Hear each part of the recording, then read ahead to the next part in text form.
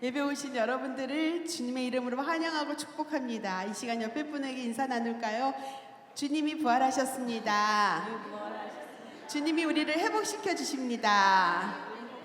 네, 일찍 10시 시간 지켜서 오신 여러분들이 너무 귀하고 아름답습니다. 옆에 분을 축복할까요? 축복합니다. 사랑합니다. 네, 이 시간 우리 함께 하나님을 찬양합시다.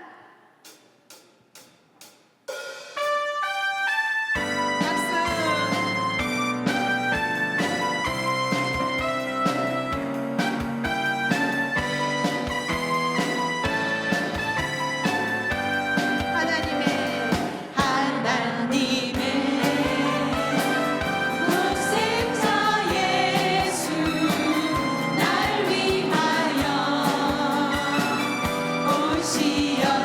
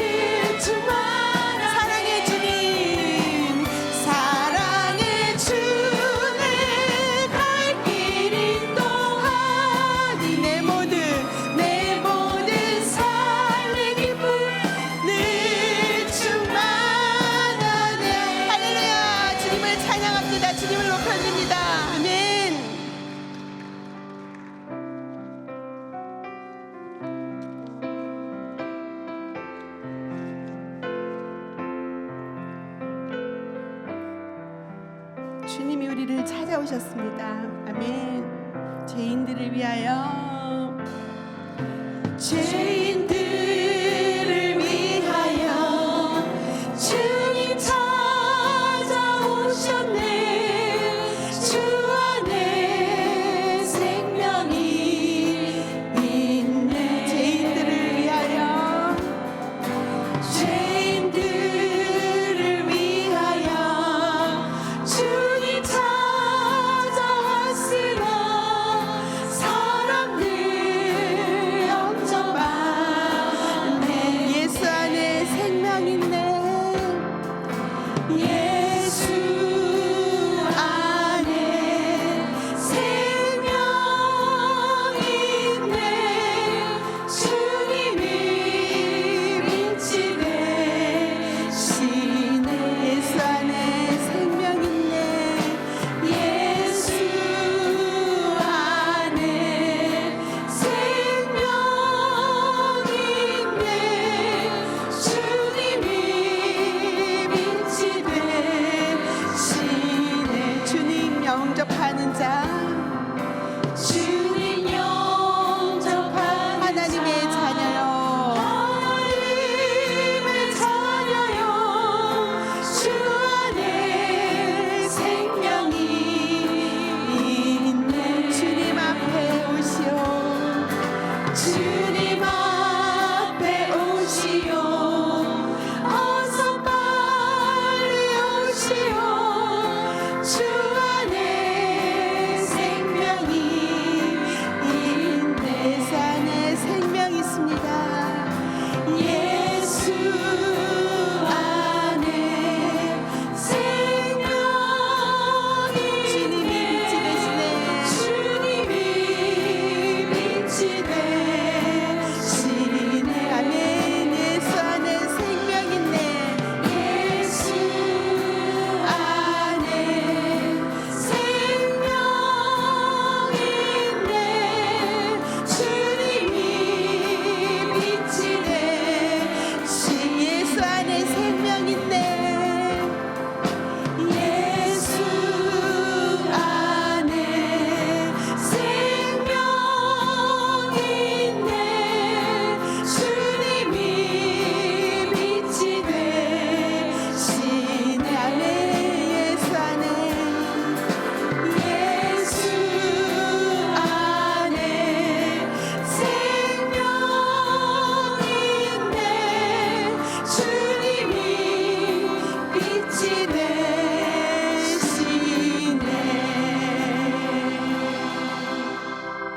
빛이 없어도 환하게 다가오시는 주 예수, 나의 당신이여. 아멘.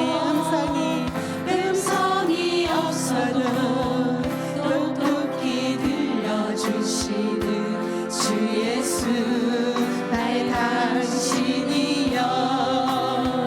당신이 있음으로 나도 있고, 당신의 노래가 마음에 들어 나는 부를 수 있어요.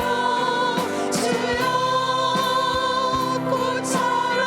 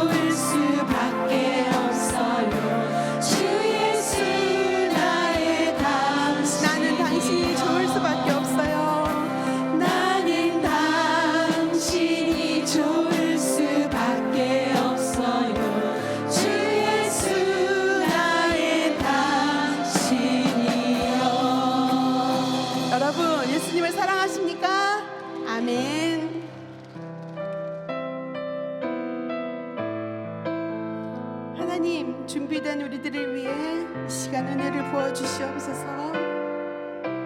주님 다시 오실 때까지, 주님 다시 오실 때까지 나는 이 길을 가리라. 좁은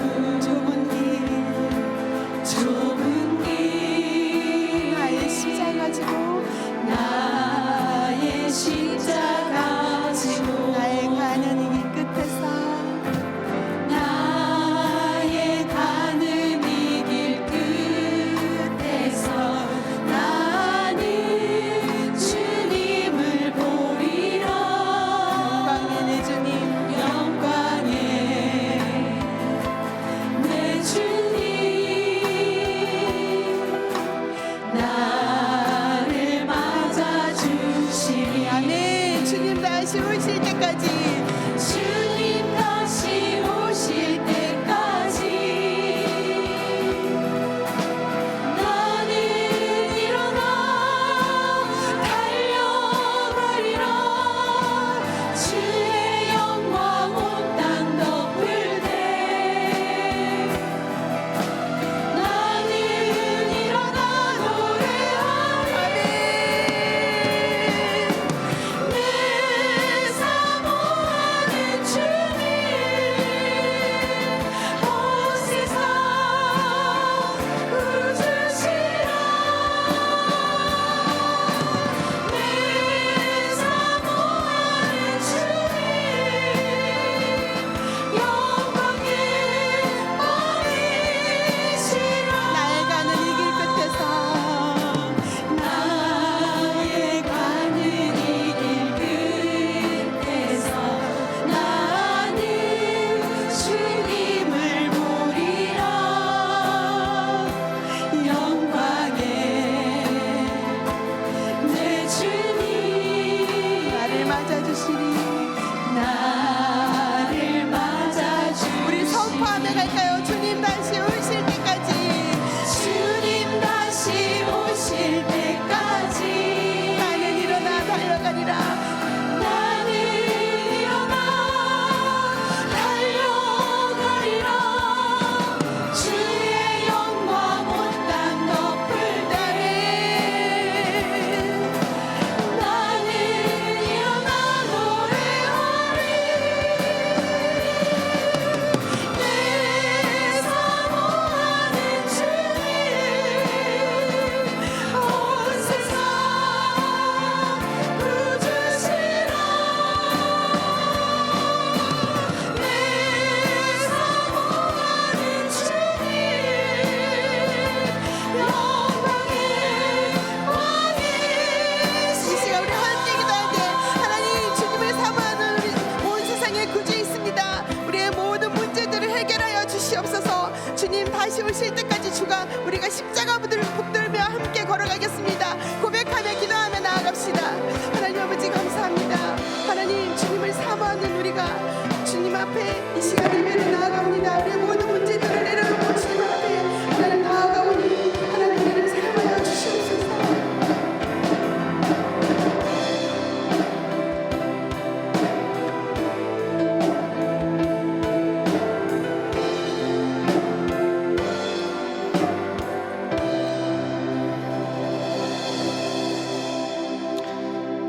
사랑과 은혜가 풍성하신 하나님 감사합니다.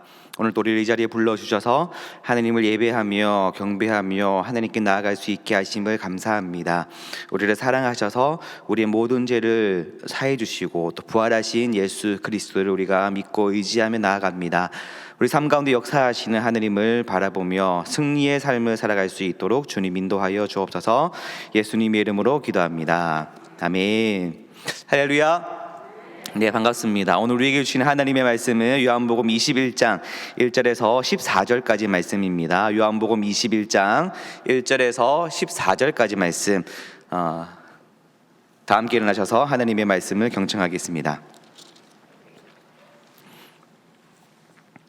그 후에 예수께서 디베랴 호수에서 또 제자들에게 자기를 나타내셨으니 나타내신 일은 이러하니라. 시몬 베드로와 디두모라 하는 도마와 갈릴리 가나 사람 나다나엘과 세베대의 아들들과 또 다른 제자 둘이 함께 있더니 시몬 베드로가 나는 물고기 잡으러 가노라 하니 그들이 우리도 함께 가겠다 하고 나가서 배에 올랐으나 그날 밤에 아무것도 잡지 못하였더니 날이 새어갈 때에 예수께서 바닷가에 서셨으나 제자들이 예수이신 줄 알지 못하는지라. 예수께서 이르시되 얘들아 너희에게 고기가 있느냐 대답하되 없나이다. 이르시되 그물을 배 오른편에 던지라 그리하면 잡으리라 하시니 이에 던졌더니 물고기가 많아 그물을 들 수 없더라. 예수께서 사랑하시는 그 제자가 베드로에게 이르되 주님이시라 하니 시몬 베드로가 벗고 있다가 주님이라 하는 말을 듣고 겉옷을 두른 후에 바다로 뛰어내리더라. 다른 제자들은 육지에서 거리가 불과 한 50칸쯤 되므로 작은 배를 타고 물고기 든 그물을 끌고 와서 육지에 올라보니 숯불이 있는데 그 위에 생선이 놓였고 떡도 있더라. 예수께서 이르시되 지금 잡은 생선을 좀 가져오라 하시니 시몬 베드로가 올라가서 그물을 육지에 끌어올리니 가득히 찬 큰 물고기가 153마리라. 이같이 많으나 그물이 찢어지지 아니하였더라. 예수께서 이르시되 와서 조반을 먹으라 하시니 제자들이 주님이신 줄 아는 고로 당신이 누구냐 감히 묻는 자가 없더라. 예수께서 가셔서 떡을 가져다가 그들에게 주시고 생선도 그와 같이 하시니라. 이것은 예수께서 죽은 자 가운데서 살아나신 후에 세 번째로 제자들에게 나타나신 것이라. 이것은 하나님의 말씀입니다. 아멘. 네, 영상으로 담임 목사님 설교를 함께 듣고 은혜 받겠습니다. 세상을 살아갈수록 느끼는 것이 어려운 일이 많구나 하는 생각들을 많이 해봅니다. 근데 그 많은 어려움 중에서도 특별히 한 번도 해보지 않았던 일을 새롭게 시작한다는 것은 참 어려운 것 같습니다. 어려운 일입니다. 근데 이것보다도 더 어려운 일이 있다면 한 번 실패한 일을 또 반복한다는 것, 다시 시작한다는 것은 진짜 어려울 것 같습니다. 왜냐하면 실패는 우리에게 많은 것을 앗아가 버리기 때문입니다. 용기도, 의욕도, 기대도, 그리고 다시 시작할 자본도 자산도 마음으로 물질로 모든 것을 빼앗아가기 때문에 실패한 일을 다시 시작하는 것은 참 어려운 것 같습니다. 오늘 본문에 나오는 베드로가 바로 그러한 사람입니다. 오늘 본문에 나온 베드로는 우리가 알던 그런 베드로는 아니었습니다. 예수님이 칭찬하시는 신앙 고백을 했던 사람, 물 위를 걷는 기적을 체험했던 사람, 12 제자의 리더로서 예수님의 사랑을 받은 사람, 예수님께서 시몬이라는 이름에서 베드로라는 이름으로 바꾸어 주시면서 앞으로 기대한다고 그렇게 많은 기대를 한 몸에 받았던 사람. 그러나 베드로는 더 이상 우리가 아는 사람이 아니라는 것을 오늘 본문은 우리에게 계속해서 보여주고 있습니다. 그것은 십자가 사건을 거치면서 살기 위해서 몸부림치고 예수님을 3번 부인했던 일이 자신으로 하여금 그 짧은 순간에 이루어졌던 그 일들이 일평생 쌓아왔던 모든 것을 한꺼번에 다 잃어버리게 만들었습니다. 그래서 그는 부활하신 주님을 확인했지만은 원래 직업이었던 바닷가로 돌아와 업으로 살고 있는 모습을 우리는 보고 있습니다. 그런데 자신이 가장 잘할 수 있다고 생각했던 고기 잡는 일도 밤새도록 그물을 던졌지만 고기 한 마리 건지지 못하는 처절한 실패자로서 오늘 이 본문은 이 베드로의 모습을 보여주고 있습니다. 이제 베드로의 미래는 더 이상 보이지 않습니다. 이대로 살다가 끝나겠구나, 이 이상 새로운 변화가 베드로에게는 없겠구나 하는 그런 마음이 우리 마음속 결론으로 이렇게 내려질 즈음에 이 복음서가 끝나는 요한복음 21장을 건너 약간 한 장만 넘기면 사도행전에 들어가면 베드로는 전혀 다른 모습이 되어 있습니다. 무너져 버린 제자 공동체, 그 120명과 모여서 함께 기도하면서 가룟 유다 대신에 다른 제자를 선출하자는 일에 앞장서면서 그 제자 공동체를 다시 만들어가는 그런 일들을 하게 됩니다. 그가 설교할 때 3,000명이라는 사람이 한꺼번에 회개하기도 하고, 정말 놀랄만한 것은 수천 년 닫혀있던 이방인을 위한 선교의 문을 여는 일에 처음으로 이 베드로라는 사람이 쓰임받는 것을 바라보게 됩니다. 무엇이 베드로를 이토록 변화할 수 있도록 만들었을까요? 어떻게 베드로가 회복되어서 크고 놀라운 일에 또 하나님의 역사 무대에 이렇게 아름답게 설 수 있을까요? 이것이 베드로만의 회복이 되어서는 안 되지 않습니까? 어쩌면 이 베드로만의 회복이 아니라 그 회복은 나의 회복이 되어야 되지 않을까요? 어쩌면 우리는 오늘 우리 삶의 현실을 살아가면서 또는 살아온 삶을 돌아보면서 살아가는 날들을 바라보면서 용기를 잃어버리고 지쳐있고 무엇을 해야 될지 알지 못하는 바로 내가 회복돼야 될 바로 그 사람이 아닙니까? 그렇다면 오늘 베드로의 회복을 우리가 바라보면서 무엇이 베드로를 저렇게 회복시켰을까? 새롭게 만들었을까? 바로 그 베드로의 그 회복을 나도 체험하고 경험했으면 좋겠다는 간절한 마음을 우리가 가지면서 베드로의 회복의 과정들을 우리가 함께 살펴보기를 원합니다. 자, 베드로의 회복, 그 회복은 부활하신 예수님이 베드로를 찾아가심으로 시작되었습니다. 예수님께서 베드로를 찾아가셨다 그렇게 얘기하면 그렇게 대수롭지 않게 여겨집니다. 평범한 이야기일 수가 있습니다. 그러나 부활하신 예수님이 베드로를 찾아갔다고 한다면 이거는 좀 생각해 봐야 됩니다. 왜냐하면 예수님께서 부활하시고 이 땅에 40일 동안 머무셨는데 얼마나 하실 일들이 많았을까요? 그 수많은 스케줄 속에 해야 될 일들 속에 예수님께서 친히 베드로를 찾아 갈릴리 바닷가로 찾아가셨다는 것은 이것은 보통 일은 아니라고 생각이 되어집니다. 게다가 이 베드로는 누굽니까? 예수님께서 맡겨주신 그 사역을 감당하지 못해서 실패한 제자가 아닙니까? 그리고 업으로서도 실패해서 고기 한 마리 잡지 못하는 처절하게 실패한 그 베드로 아닙니까? 여러분, 세상에 자기가 맡겨놓은 일을 실패하고 다 말아먹은 그 사람 찾아가는 그런 사람이 있을까요? 아마 가서 이렇게 야단치거나 정죄하기 위해서 찾아는 갈 거예요. 너 왜 내가 맡겨놓은 일을 그렇게 잘 감당하지 못했니? 내가 3년 동안 해놓은 일을 너는 하루아침에, 그것도 한순간에 너가 나를 부인함으로써 모든 것이 무너져 내렸잖아. 너 왜 그렇게 실패했니? 주님께서 그렇게 아마 따지시기 위해서 찾아갈 수는 있을 겁니다. 그러나 베드로를 다시 회복시키기 위해서 찾아가는 분은 아마 없을 것입니다. 예수님이 시몬이었던 사람의 이름을 바꾸어 주면서 기대하고 사랑했던 사람이었는데 미리 실패할 것을 알려주면서 준비하고 잘 대비하지 않으면 어려움을 겪을 것이라고 가르쳐주고 경고까지 했지만 예수님의 그 말씀을 무시하며 자기 생각대로 살다가 회복할 수 없을 정도로 무너진 사람이요, 예수님의 사역을 무너뜨린 사람이었습니다. 그런 사람을 찾아가다니요, 이거 좀 생각해 봐야 되지 않겠습니까? 여러분, 실패한 사람보다 찾아가기 어려운 사람이 어떤 분인지 아십니까? 배신한 사람입니다. 예수님께서 재판정에서 외롭게 홀로 재판받을 때에 베드로는 예수님이 보는 앞에서 예수님을 첫 번째는 부인했습니다. 또 질문 앞에 맹세하며 부인했습니다. 세 번째 질문 앞에 너도 예수와 같은 도당이다 그럴 때에 예수님을 저주하며 맹세하며 부인했던 사람입니다. 예수님 앞에서 말입니다. 다른 사람은 다 돌아선다 할지라도 이 베드로만은 절체절명의 그 위기 속에 극심한 외로움 속에 있는 예수님 곁에 있어야 될 그 사람 아닙니까? 바로 그 순간, 바로 그 사람이 예수님을 배신하고 돌아서는 것을 본 예수님의 마음은 어떠했을까요? 배신당한 사람의 마음은 배신당한 여러분들이 아마 더 잘 아실 겁니다. 이 배신한 사람이 저 앞에 오면 내 몸은 나도 모르게 옆으로 돌아갑니다. 보고 싶지 않습니다. 만나고 싶지도 않습니다. 그런데 그 배신자를 찾아가다니요, 불가능한 일입니다. 그런데 부활하신 예수님이 왜 실패자요, 배신자인 베드로를 찾아가셨을까요? 그것은 예수님께서 바로 이 땅에 오신 이유이기 때문입니다. 마가복음 2장 17절에 예수님은 이렇게 말씀합니다. 예수께서 들으시고 그들에게 이르시되 건강한 자에게는 의사가 필요 없고 병든 자라에게야 쓸데있느니라. 나는 의인을 부르러 온 것이 아니요 죄인을 부르러 왔노라. 그렇게 말씀하십니다.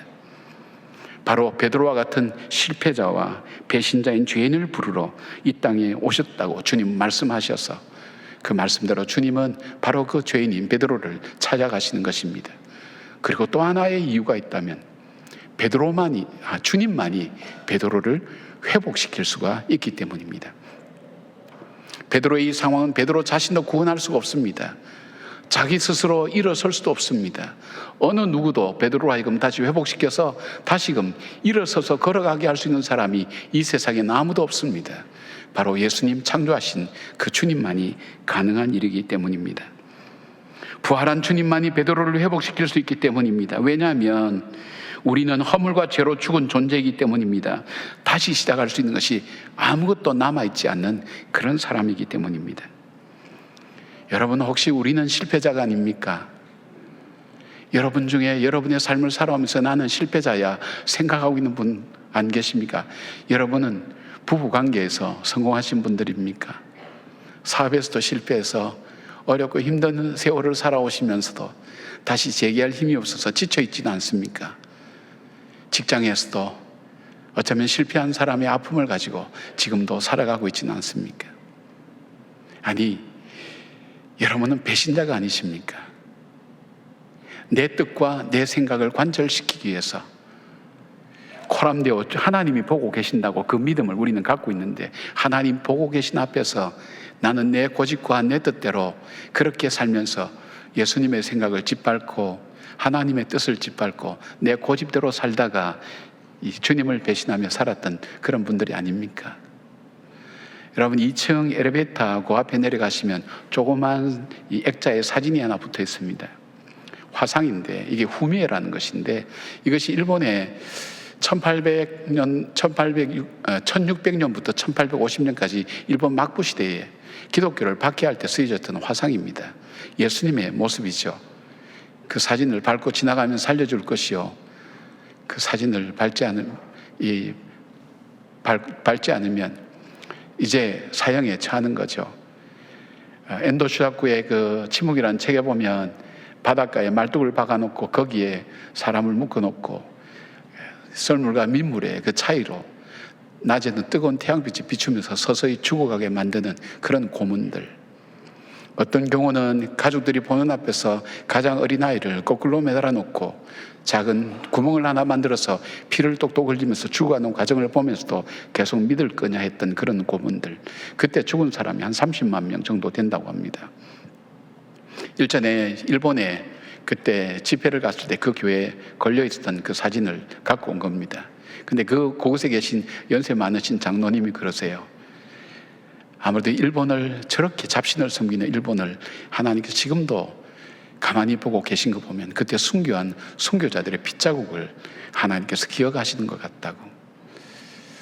자, 어떻습니까? 우리에게 그런 시련과 아픔이 온다면 우리는 그 길을 어떻게 걸어갈 수 있을까요? 아니, 그전에도 우리는 얼마든지 돌아섰던 사람이고 돌아설 수 있는 사람이 아닌가요? 드러나지 않았지만 이미 배신자로 살고 있는 우리 모습은 아닙니까? 그 주님이 나를 찾아오시다니요. 그렇다면 우리가 자랑하는 것, 그것이 주님께는 아무것도 안 되는 것입니다. 그런데 그 주님께서 오늘 여기 임재하시는 이유가 있다면, 단 하나의 이유가 있다면 우리가 죄인이기 때문입니다. 죄인된 우리를 찾아오시기 때문입니다. 그렇다면 우리는 어떻게 할까요? 주님, 나는 주님의 구원이 필요합니다. 주님이 내 삶 속에 필요합니다. 주님, 나를 찾아와 주십시오. 나를 만나 주십시오. 베드로를 찾아가신 그 바닷가처럼 쓸쓸하고 외로운 내 삶 속에 주님 찾아와 주십시오. 이 자리에 임재하신 그 주님을 맞이하고 환영해야 될 일들이 뭘까요? 바로 그 주님이 나의 구세주와 주님 되심을 다시 고백하며 내 마음을 열고, 주님 맞습니다. 나는 죄인입니다. 나는 주님이 필요합니다. 주님께 간구하고 주님께 그 주님을 맞이하는 것, 그것이 바로 우리가 주님의 임재하심 앞에 해야 될 우리의 삶의 모습이 아닐까요? 계시록 3장 20절 보면, 볼지어다 내가 문 밖에 서서 두드리노니 누구든지 내 음성을 듣고 문을 열면 내가 그에게로 들어가 그와 더불어 먹고 그는 나와 더불어 먹으리라고 말씀하고 있습니다. 사랑하는 여러분, 우리의 회복은 주님을 마음속에 영접하면서부터 시작된다는 것, 주님께서 내 삶에 찾아오시면서부터 시작된다는 것을 기억하시면서 내 마음을 녹하고 계신 그 주님 앞에 우리의 마음을 열고, 주님, 나는 죄인입니다. 나는 주님이 필요합니다. 주님, 내 삶을 인도해 달라는 간절하고 절박한 기도를 하나님 앞에 드리면서 주님을 맞이하시는 저와 여러분 되기를 바랍니다. 베드로가 회복된 두 번째 이유가 있다면 그것은 베드로의 실패의 이유를 하나님은 깨닫게 해주셨습니다. 베드로는 신념과 자기 주장이 강한 사람이었습니다. 예수님께서 부르실 때에 그는 자기가 옳다고 여기는 일을 선택하기 위해서 직장과 가족을 버리고 예수님을 따랐습니다. 일반적인 사람이라면 신념이 다 있지만은 그 신념이 자기의 이 직장 문제와 이 먹고 사는 문제와 그리고 가족의 문제가 관련되면 이 신념을 꺾습니다. 그러나 베드로는 그렇지 않았습니다. 그것이 옳다고 여길 때 그는 오히려 직장을 버리고 직업을 버리고 가족을 버리고 예수님을 따랐던 정말 신념의 사람입니다. 그리고 그는 열정적으로 전심을 다해서 예수님을 섬겼습니다. 다른 사람은 다 주를 버릴지라도 자신만은 주님 곁을 지키겠다고 공언했습니다. 그런데 왜 내가 지금 이 바닷가에 다시 돌아왔으며 나도 모르는 사이에 왜 내가 어느새 실패자와 배신자로 내 삶의 모습이 이토록 변해졌는가 하는 것을 그는 몰랐습니다. 그가 생각한다면 나는 열심히 산 죄밖에 없어. 왜 실패하는지 이해 못할 경우가 이 베드로에게 있었다고 저는 생각합니다.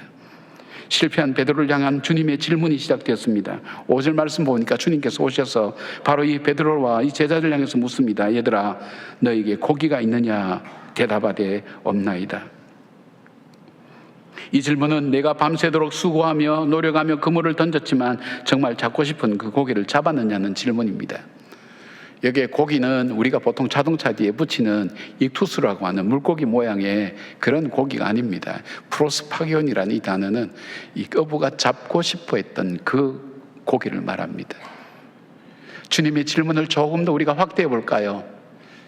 그래, 너 열심히 살았어. 밤새도록 그물을 던지는 것처럼 최선 다했어. 전문성을 다하고 경험을 다해서 최선 다했어. 그런데 말이야, 너가 정말로 찾기를 원하고 잡기를 원하는 그 고기를 잡았느냐? 내가 돈만 번다면, 내 아들이 서울대학만 간다면, 내가 이 사람하고 결혼만 한다면, 내가 정말 이 일만 이루어진다면, 맞아, 나는 이거 하나만 된다면 나는 분명히 찾고 싶은 것을 찾은 거야. 바로 이거야. 그 찾으셨나요? 주님 그거 묻고 계신 거예요. 이거에서 일평생 이것만 있으면 된다고 생각했던 그것, 그것이 오늘 내 삶 속에 맞아, 이것만 있으면 나는 다 돼. 나는 이것을 찾기 위해서 지금까지 달려왔어. 이것이 내가 이루어야 될, 내가 찾아야 될 바로 이것이었어. 그런 마음을 갖고 정말 찾아야 될 걸 찾았냐고 주님 묻습니다. 그 주님은 오늘 우리에게도 동일하게 묻습니다. 열심히 노력하고 최선 다해서 살아온 그것, 그래 얻었다고 치자. 그것이 정말 너가 원한 것이었나? 이거 하나만 있으면 맞아, 이거야 라고 얘기하는 것이 바로 이것이었냐? 주님 묻습니다. 주님이 제자들, 그런데 이 제자들의 대답이 슬픕니다. 없나이다. 없나이다. 우리의 대답이 아닐까요? 그때 주님께서 배 오른편에 그물을 던지라고 하셔서 제자들이 순종했더니 정말 그들이 잡기를 원했던 고기를 가득 잡았습니다. 밤새도록 수고해도 잡지 못했던 그 고기를 바로 잡을 수 있었습니다. 이 말씀은 누가복음 5장 1절부터 11절에 나오는 베드로가 처음 예수님을 만났을 때 말씀하고 오버랩이 되지 않습니까? 그날도 베드로는 고기를 잡으려고 밤새도록 그물을 던졌지만 잡지를 못했습니다. 그런데 목수 대신 예수님이 오셔서 베드로에게 이야기를 합니다. 깊은 데로 가서 그물을 던져보라고. 여기서 베드로가 아주 인상적인 대답을 합니다. 베드로는 경험이 풍부한 사람입니다. 바다로 먹고 사는 사람이기 때문에 경험이 풍부합니다. 상황과 환경에 대해서 잘 압니다. 어느 시간대에 어디를 어디에 그물을 던지면 고기를 잡을 수 있는가 하는 것에 대해서 잘 아는 사람입니다. 전문가입니다. 그런데 목수인 예수님이 오셔서 그물을 던지라고 할 때 그 마음이 어떡할까요? 던질 이유가 있을까요? 아마 없었을 것입니다. 그런데 베드로가 아주 인상적인 그런 대답을 합니다. 5절에 보니까 시몬이 대답하여 이르되 선생님, 우리들이 밤이 새도록 수고하였으되 잡은 것이 없지만은, 그 다음에 중요해요. 말씀에 의지하여 내가 그물을 내리리다. 단 하나의 이유가 있어요. 내 상황과 내 경험과 내 모든 것 해도 그물을 내릴 다시 이유가 없어요. 이제 그물을 접는 시간인데요. 근데 다시 그물을 내리는 단 하나의 이유가 있다면 당신이 말씀하신 그 말씀에 의지하여 근거로 해서 내가 그물을 다시 내립니다. 그런데 놀랄만한 일이 일어난 겁니다. 그토록 잡고 싶었던 고기가 그 그물에 걸려서 올라온 것입니다. 그물을 다시 내린 것은 예수님 말씀에 순종한 것이지 다른 이유는 없었던 그 베드로. 그런데 말씀에 순종할 때에, 그물을 내릴 때에 그토록 잡고 싶었던 고기를 잡을 수 있었습니다. 무엇이 고기를 잡게 만들었을까요? 상황입니까? 경험입니까? 지식입니까? 자기 의지입니까? 무엇입니까? 말씀에 의지하여 순종한 것이 많은 고기를 잡게 만든 것입니다. 무슨 교훈을 주시려고 하셨을까요? 베드로가 이 사건 때문에 예수님을 따라가게 됩니다. 그렇다면 일평생 그는 이 사건을 잊을 수가 없어요. 생각할 거잖아요. 그때도 말씀에 의지하여, 오늘도 말씀에 의지하여. 그렇다면 내 삶에 있어서 무엇이 잘못되어 왔는가? 내 의지와 노력과 예수님과 이런 모든 것들이 잘못된 것이 아니라 내가 실패했던, 나도 모르게 배신자가 되고 나도 모르는 실패자가 될 수 있었던 이유는 말씀에 의지하여 던지지 않았던 그 그물. 그것은 밤새도록 그물을 던져도 아무것도 건지지 못하지 않았는가? 그 깨달음 아니겠습니까? 주님은 베드로에게 너의 신념과 노력과 열정이 인생을 복되게 하는 것이 아니라 말씀에 순종할 때 정말 원하는 것을 얻을 수 있다는 것을 말씀하시고 싶었습니다. 여러분의 삶을 다시 한번 돌아보십시오. 내 경험, 내 열정, 내 양심, 내 노력, 내 지식으로 혹시 살아오진 않았습니까? 그래서 정말 찾고 싶은 것, 얻고 싶은 것 발견하지 못했다면, 아직도 찾지 못했다면 이제는 우리가 우리의 삶의 방법을 한번 바꿔봐야 될 때가 되지 않았습니까? 그렇지, 내 노력, 내 지식, 내가 알고 있는 모든 것 동원해서 사는 것 이제는 내려놓고 하나님 말씀대로 내가 말씀에 의지하여 말씀을 따라, 인도함을 따라 내 인생을 살아봐야 되겠다, 그렇게 마음으로 결심해 볼 때가 되지 않았습니까? 말씀에 의지하여 그물을 내리는 삶. 신명기 8장 3절은 이렇게 말씀합니다. 사람이 떡으로만 사는 것이 아니라 여호와의 입에서 나오는 모든 말씀으로 사는 줄을 내가 알게 하려 하심이니라. 여러분, 사람이 떡으로만 산다고 생각할 수밖에 없습니다. 그런데 하나님은 사람이 떡으로만 사는 것이 아니라 하나님의 입에서 나오는 말씀으로 사는 것을 깨닫게 하기 위해서 이스라엘 백성을 40년 동안 광야에 몰아넣어서 그토록 혹독하게 훈련시켜서 단 하나의 교훈을 깨닫겠다면 사람이 떡으로만 사는 것이 아니라 하나님 말씀으로 사는구나, 그들이 결론을 얻도록 그렇게 만드셨던 것, 그것을 말씀하고 있는 겁니다. 그만큼 발견하기도 힘들지만 소중한 가치라는 것을 주님께서 우리에게 말씀합니다.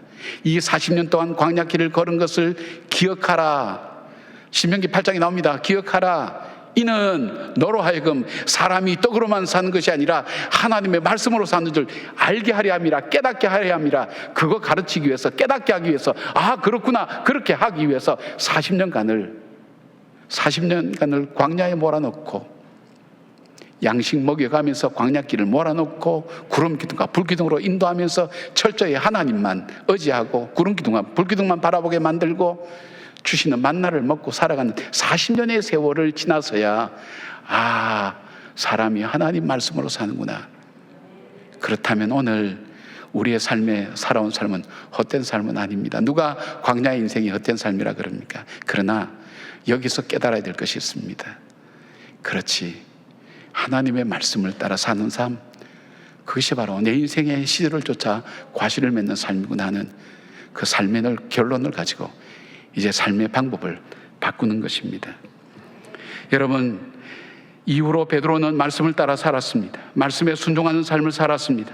수천 년 동안 깰 수 없었던 이방인의 선교가 바로 하나님을 향한 베드로의 순종으로 열려졌습니다. 하나님 말씀에 순종하여 성령의 인도하심을 따라갈 때에 이 놀라운 역사들이 이루어진 것입니다. 베드로의 삶에 있어서 그가 맺었던 수많은 열매들, 바로 성령에 순종하여 말씀을 따라갔던 그 걸음이 만들 수 있었던 삶이었던 것입니다. 바로 하나님께 있음을 믿고 말씀을 따라 순종하며 성도님들의 인도함을 받을 때에 나타나는 삶이 시절을 쫓아 과실을 맺는 삶인 것을 기억하면서 이제 주님의 말씀을 따라 살아가는 여러분이 되시기를 바랍니다. 자, 베드로의 회복의 세 번째 이유가 있습니다. 그것은 예수님께서 베드로에게 사명을 주신 것입니다. 베드로는 주님께서 맡겨주신 사명을 감당하지 못하고 실패했습니다. 자기만 실패한 것이 아니라 예수님이 3년 동안 일궈놓은 제자 공동체도 다 무너뜨리게 만들었습니다. 철저한 실패자입니다. 베드로를 처음 부를 때 내가 너로 사람을 낚는 어부가 되게 하리라고 말씀하셨지만 십자가 사건 앞에서 제자 공동체는 흩어지고 구심점 역할을 해야 될 베드로는 예수님을 저주하고 부인하면서 맡겨준 사명을 그는 잃어버렸습니다. 그런데 주님께서 오늘 이 베드로에게 찾아오셔서 3번이나 내가 나를 사랑하느냐라고 물어보시고 내 양을 먹이라, 내 양을 치라, 내 양을 먹이라고 3번이나 명령하십니다. 즉 어부를 불러서 실패했던 베드로에게 다시 양을 먹이고 치는 목자가 되라는 사명을 주신 것입니다. 여기 어린 양을 먹이라 처음 명령하신 이 양이라고 할 때는 아르니온이라는 이 단어인데, 이 단어는 뭐냐면 양 중에서도 특별히 어린 양을 말합니다. 아무것도 모르고 전적으로 목자에게 의존해야 되는 양을 말합니다. 두 번째, 내 양을 치라 하니 프로바티온이라는 이 양은 어린 양보다는 조금 더 자랐지만 목자의 돌봄이 많이 필요한 양을 말합니다. 사람으로 말하면 청소년식이라고 얘기할 수 있죠. 세 번째 양은 동일한 프로바티온이라는 단어지만 성장한 양을 말합니다. 성장한 양은 목자의 손이 많이 가지 않아도 됩니다만은 목자의 눈을 피해서 자기가 가고 싶은 대로 가는 그런 양을 말합니다. 그런데 주님께서는 어떤 양이든 가리지 말고 그 양을 먹이라고 말씀합니다. 그런데 예수님이 말씀하시죠. 내 양이라고 얘기합니다. 너 양이 아니라고 얘기합니다. 여기 양을 먹인다라는 동사 보스코, 양을 친다라는 동사 포이마이노라고 하는 이 단어는 아무에게나 사용하는 단어가 아닙니다. 양을 직업으로 전문적으로 돌보는 목자에게만 사용하는 단어입니다. 주님께서 내 양을 먹이라고 말씀하신 것은 두 번째 세컨 찬스를 주시는 겁니다. 다시 사명을 주시면서 다시 기회를 주시는 것입니다. 70번씩 7번이라도 용서하라고 하신 주님께서 2번만 주시겠습니까? 주님은 끊임없이 우리에게 바로 시대를 쫓아 과실을 맺는 말씀을 따라가는 삶, 복된 삶을 살 수 있는 기회를 주시고 오늘 이 시간도 주신다는 것을 보게 됩니다. 주님은 우리의 실패와 배신을 묻지 아니하십니다. 주님의 질문은 주님을 사랑하는지를 묻습니다. 주님께서 베드로를 만날 때에 여러분 묻고 싶은 말씀이 얼마나 많았을까요? 너 왜 그랬니? 왜 나를 배신했니? 왜 내 말을 안 들었니? 주님께서 하고 싶은 말씀 굉장히 많았을 거예요. 그러나 주님께서 물었던 것은 그건 묻지 않았습니다. 또 반복해서 물었던 것이 있습니다. 그것은 사랑이었습니다. 사랑. 네가 나를 사랑하느냐? 그것을 물었습니다. 왜요? 사랑하는 사람만이 끝까지 그 일을 감당할 수 있기 때문입니다. 네가 나를 사랑하느냐? 사랑한다면 말이야 힘들지만 어렵지만 내 양을 좀 짊어지고 갈 수 있겠니? 너 힘이 아니야. 내가 너를 돕게. 내가 너와 함께 할게. 내가 주는 힘으로 감당할 수 있겠니? 주님 그렇게 우리에게 말씀합니다. 골로새서 3장 23절에 이렇게 말씀합니다. 무슨 일을 하든지 마음을 다하여 주께 하듯 하고 사람에게 하듯 하지 말라고 말씀합니다. 주를 사랑함으로 우리에게 맡겨준 양들을 잘 돌보는 것입니다. 베드로는 초대교회에 주님께서 말씀하신 것처럼 반석처럼 쓰임받는 사람이 되었습니다. 그의 능력이 아니었습니다. 그가 가진 것도 아니었습니다. 그의 지식도 아니었습니다. 그에게 할 수 있었던 것은 주님을 사랑함으로 주님께서 맡겨주신 사명을 성령의 도우심으로 잘 감당하며 걸어갔던 그 삶의 모습이었습니다. 1951년에 개봉된 코바디스라는 영화가 있습니다. 아마 연세 많으신 분들은 한 번은 보셨을 겁니다. 폴란드의 작가 헬리크 시엔게비치라는 사람의 소설을 영화로 만든 역사 소설이죠. 이 영화의 배경은 폭군으로 알려진 네로 황제 때 기독교를 박해할 때입니다. 로마 시가지에 불을 지르고 이 책임을 기독교인들에게 돌리면서 수많은 기독교인들이 사자의 밥이 되는 순교하는 그런 시기였습니다. 그때 생명의 위협을 느낀 베드로는 주위의 권고로 로마 탈출을 시도합니다. 그런데 도망가는 바로 그 길 앞에 예수님께서 자기가 도망온 길로 예수님이 가고 계신 것입니다. 그때 베드로가 예수님께 묻습니다. 예수님이 잡히시는 날에도 3번이나 주님을 모른다고 부인했던 그 베드로, 자기와 반대쪽 로마를 향해 가신 주님을 향해 묻습니다. 코바디스 도미네, 라틴어로 주여 어디로 가시나이까? 그때 주님께서 베드로에게 이렇게 대답하십니다. 너가 버린 내 양들을 위해 내가 또다시 십자가를 지러 로마에 올라가노라. 이 주님의 말씀에 베드로는 로마로 다시 들어가서 순교를 당합니다. 그는 예수 그리스도와 똑같은 십자가형을 받기가 송구스럽다 하여서 십자가에 거꾸로 매달려서 역십자가형을 당하게 됩니다. 부활하신 주님께서 오늘 우리를 찾아오십니다. 배신자여 실패자인 우리를 찾아오십니다. 그리고 오셔서 우리의 실패의 원인이 무엇인지를 말씀해 주십니다. 그리고 우리에게 묻습니다. 네가 나를 사랑하느냐 물어보시면서 우리에게 또다시 기회를 주십니다. 또다시 우리의 삶 속에서 실패하지 않는, 배신자로 살지 않는, 정말 시절을 쫓아 과실을 맺는 내 삶의 소중한 것을 맺어나가는 삶이 되기 위해서 주님께서 우리에게 기회를 주십니다.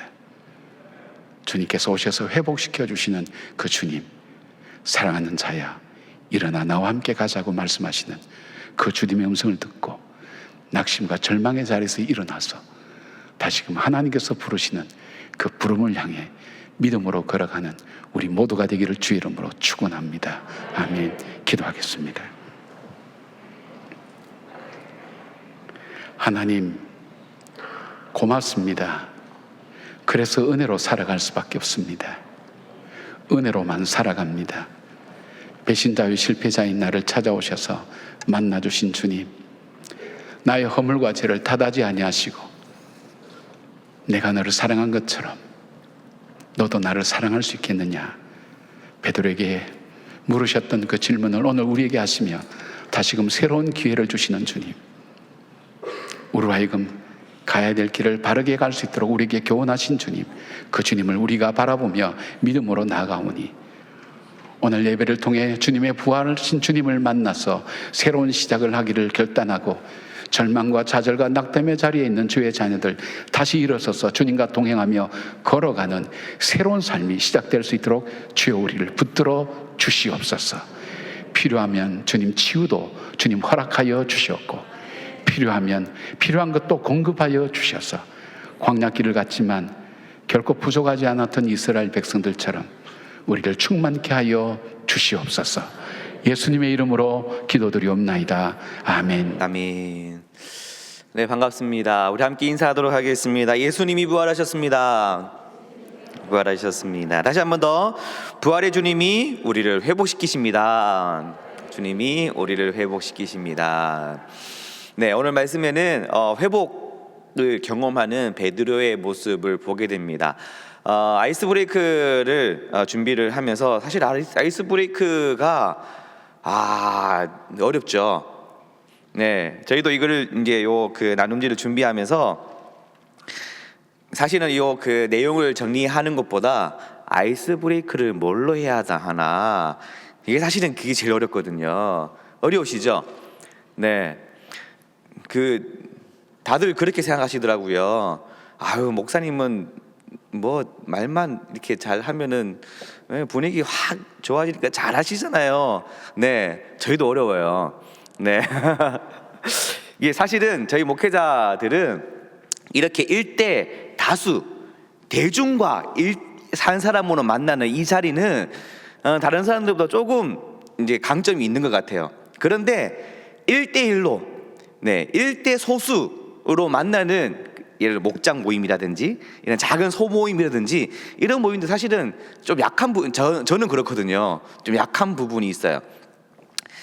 제가 그 연애할 때에, 네.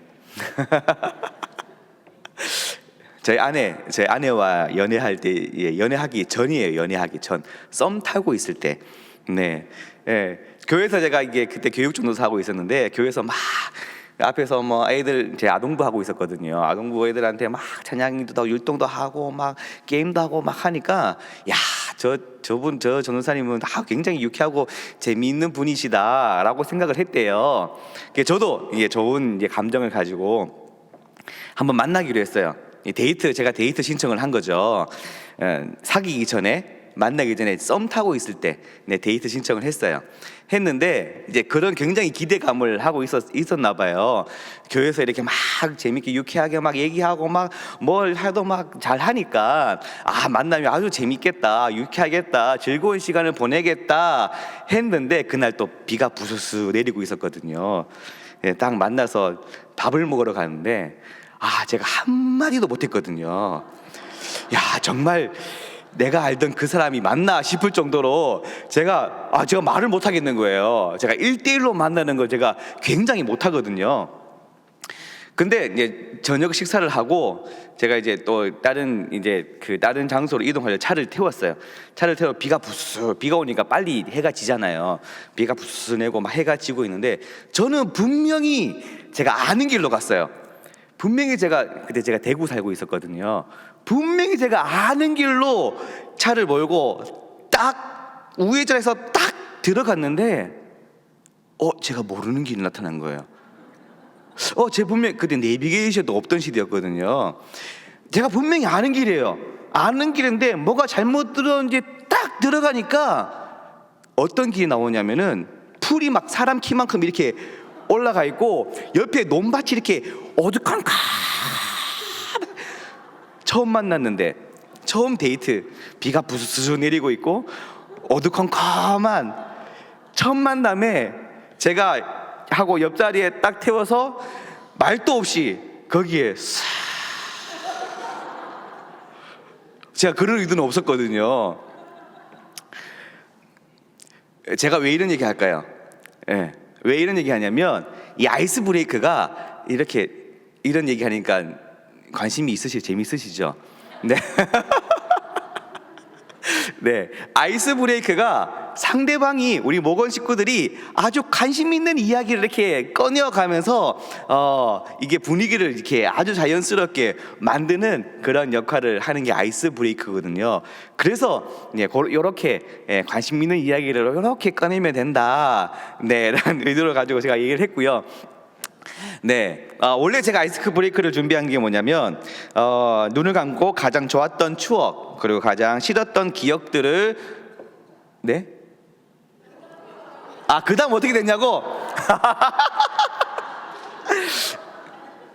그 다음 제가 이거 여기서 다 얘기하면은 제가 다음에 할 얘기가 없잖아요. 네, 다음 이 시간에 네, 다음에 제가 꼭 해드릴게요. 네. 자, 제가 준비한 원래 아이스 브레이크는 뭐냐면 눈을 감고 가장 좋았던 추억, 가장 싫었던 기억들을 떠올려 봅시다. 제가 이것도 준비한 아이스 브레이크 내용이 있는데 제가 오늘 빨리 끝내야 되거든요. 그래서 제가 초등학교 때 있었던 이야기를 살짝 준비해 왔는데 그것도 제가 다음 기회가 되면 말씀을 해드릴게요. 시간이 없어가지고. 네, 이 베드로가 예수님을 만나 다시 회복되는 내용이 오늘 본문의 말씀에 그 담임 목사님 설교 내용에 기록이 되어져 있습니다. 베드로가 어떤 사람이었나요? 베드로는 예수님을 향한 신앙 고백을 한 사람이었습니다. 그리고 물 위를 걷는 체험도 한 사람이었고요. 그리고 예수님의 12 제자들 중에 가장 그 리더 역할을 하는 그러한 사람이었다라는 겁니다. 그런데 이 베드로가 예수님의 십자가 앞에 연약한 인간의 모습, 예수님을 배신하는 그냥 실패자의 모습이었다라는 것입니다. 근데 그 예수님께서 이 실패한 베드로를 부활하신 예수님께서 찾아오신 겁니다. 왜 찾아오셨을까요? 회복하기 위해서. 이 베드로의 그 연약한 인간의 모습, 실패한 모습, 넘어져 있는 모습, 주저앉아 있는 모습, 그리고 지금도 고기를 잡고 있는 내가 제일 잘 할 수 있다라고 생각했던 그 고기 잡는 것까지도 지금 오늘 실패하고 있는 그러한 베드로에게 예수님은 찾아오셨다라는 것입니다. 왜 찾아오셨냐면 베드로를 회복하기 위해서. 예수님이 이 땅에 오신 목적이 바로 그것이거든요. 베드로를 회복하기 위해, 그리고 죄인을 구원하기 위해 이 땅에 오셨다라는 것입니다. 그 주님이 오늘도 저와 여러분들을 찾아오십니다. 찾아오신 이유가 뭘까요? 회복하시기 위해서 주님이 우리를 찾아오신다는 것입니다. 베드로를 찾아오신 주님, 수많은 죄인의 모습을 찾아오신 주님이, 예수님의 그 도움이 필요한 분들을 위해 찾아오신 주님은 오늘도 저와 여러분들을 위해서 우리에게 찾아오신다는 것입니다. 그 찾아오신 이유가 뭐냐면 무엇 때문이라고요? 회복하시기 위해서. 벌써 첫 번째가 끝나버렸습니다. 두 번째, 예수님은 베드로의 실패의 이유를 깨닫게 하셨습니다. 이 실패의 이유가 뭐냐면 베드로는 자신의 경험과 자신의 지식과 자신의 가지고 있는 그 모든 것들을 의지하려고 살아가는 그런 사람이었습니다. 그렇기 때문에 내가 지금까지 살아왔던 예수님과의 그런 관계를 생각하면서 나는 절대 예수님을 부인하지 않겠습니다. 예수님을 배신하지 않겠습니다. 그렇게 호언장담하고 했던 그런 베드로의 모습이었습니다. 지금도 마찬가지 물고기 잡는 것에 대해서 베드로는 베드로의 경험과 베드로의 지식과 베드로가 가지고 있는 능력을 가지고 할 수 있을 것이라고 생각을 했었다라는 것입니다. 그런데 그 모든 것들이 실패의 모습으로 돌아가고 있는 것이죠. 그런데 예수님께서 찾아오셔서 뭐라고 말씀하시냐면 하나님의 말씀에 순종해야 된다. 사람이 떡으로만 사는 것이 아니요 하나님의 입에서 나오는 모든 말씀으로 사는 줄 내가 알지 못하느냐. 하나님의 말씀으로 살아가야 할 것을 예수님은 베드로에게 말씀하고 계신다라는 것입니다. 그 말씀을 오늘 저와 여러분에게도 동일하게 말씀하십니다. 우리의 경험과 우리의 지식과 우리의 그런 모든 것들로 살아가고 있는 그런 저와 여러분들을 향하여서 동일하게 예수님은 말씀하십니다. 사람이 떡으로만 사는 것이 아니다. 하나님의 말씀으로 사는 것이다 라고 말씀하시면서 베드로에게 새로운 사명을 허락해 주시는데 뭘 맡기시나요? 내 양을 먹이라. 내 양을 치라. 그 전에 예수님께서 베드로에게 질문하시죠. 네가 나를 사랑하느냐? 네가 나를 사랑하느냐? 여러분들은 주님은 사랑하십니까? 정말 사랑하십니까? 제가 살짝 고민을 한 적이 있었거든요. 내가 예수님을 사랑하는 걸까? 예수님을 믿는 걸까? 여러분 예수님을 믿으십니까? 예수님을 사랑하십니까? 네? 예수님을 믿으면 자연적으로 사랑하는 건가요? 예수님을 사랑하면 자동적으로 믿는 걸까요? 아니면 믿는 것과 사랑하는 건 별개의 문제일 걸까요? 제가 예전에 영화를 한 편 봤거든요. 도둑들 보셨나요? 도둑들이라는 영화를 봤는데 거기에 어떤 장면이 나오냐, 전지현하고 김수현 등장하는 도둑들이라는 영화를 제가 이거 준비하면서 그 영화를 한 번 더 봤습니다. 도둑들. 네. 어떤 장면이 나오냐면 전지현이 어떤 역할을 하는 사람이냐면 그 자기 몸에 그 와이어 줄을 하나를 딱 매달고 건물 빌딩 꼭대기에서 뛰어내리면은 그 와이어에 의지해서 쭉 떨어지죠. 떨어지는데 김수현 역할이 뭐냐면 그 와이어를 쭉 떨어지는 와이어를 딱 그 빌딩에 들어가는 그 층이 있잖아요. 그 층에 와이어가 딱 멈출 수 있도록 잡아주는 역할을 하는 게 김수현 역할이었거든요. 근데 이게 서로 이제 이제 무전기하고 통신을 이제 서로 하고 있는데 전지현이 뛰어내렸어요. 와이어를 달고 쭉 뛰어내려가지고 김수현이 딱 잡았거든요. 근데 김수현이 뭐라 그러냐면 그 전지현한테 너 나 믿니? 묻는 거예요. 그 전지현이 뭐라고 대답하냐면 이 상황에서 내가 널 안 믿으면 어떡하니? 왜냐면 이거 줄 하나 매달고 있으니까. 그 다음에 김수현의 질문이 뭐냐면 김수현이 전지현에서 좀 좋아하고 있는 상황이었거든요. 너 나 사랑하니? 그러니까 전지현이 망설이더라고요. 그거 올라가서 얘기해주면 안 될까? 얘기하더라고요. 그걸 보고 믿는 것과 사랑하는 것은 별개일 수가 있구나. 믿는 거는 내가 필요해서 믿는 거거든요. 내가 의지할 분이 없으면은 안 믿어도 되는 거예요. 내 스스로 할 수 있으면. 그래서 내가 정말 주님을 믿는 걸까? 아니면 사랑하는 걸까? 믿어서 사랑하는 걸까? 사랑해서 믿는 걸까? 믿기만 하는 건 아닐까? 필요하니까. 그런 고민을 하게 되더라고요. 여러분은 주님을 믿으십니까? 예수님을 사랑하십니까? 주님은 베드로에게 그렇게 물으셨거든요. 네가 나를 사랑하느냐? 그러면서 베드로에게 새로운 사명을 맡겨주시는데 내 양을 먹이라, 내 양을 치라. 주님의 양이거든요. 주님의 양. 여러분들이 지금 목자와 부목자로 계시고 이 역할을 이제 그거를 사명을 감당하고 계십니다. 목원들은 주님이 여러분들에게 맡기신 양입니다. 네. 맡기십니다. 네가 나를 사랑하느냐? 그렇다면 내 양을 먹이라 말씀하신다는 것입니다. 새로운 사명을 주님께서 우리에게 허락해 주십니다. 그 사명을 잘 감당해 나아가는 우리 목자, 부목자, 저를 포함해서 우리 모든 여러분들 되시기를 간절히 소망합니다. 네, 이 시간 우리 추승훈 목사님 나오셔서 행복 모임, 오늘 그 다음 시간 이어가도록 하겠습니다.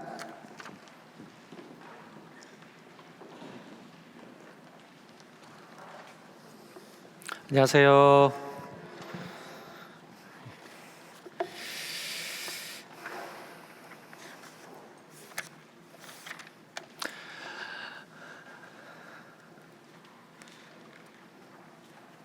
설교관이 강의를 하게 돼서 상당히 떨립니다, 지금.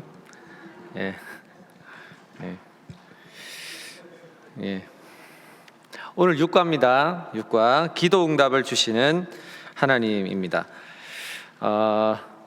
우리 6과 기도 응답을 주시는 하나님 밑에 우리 빌립보서 4장 6절에서 7절이 있는데 다 같이 한번 읽어보겠습니다. 시작.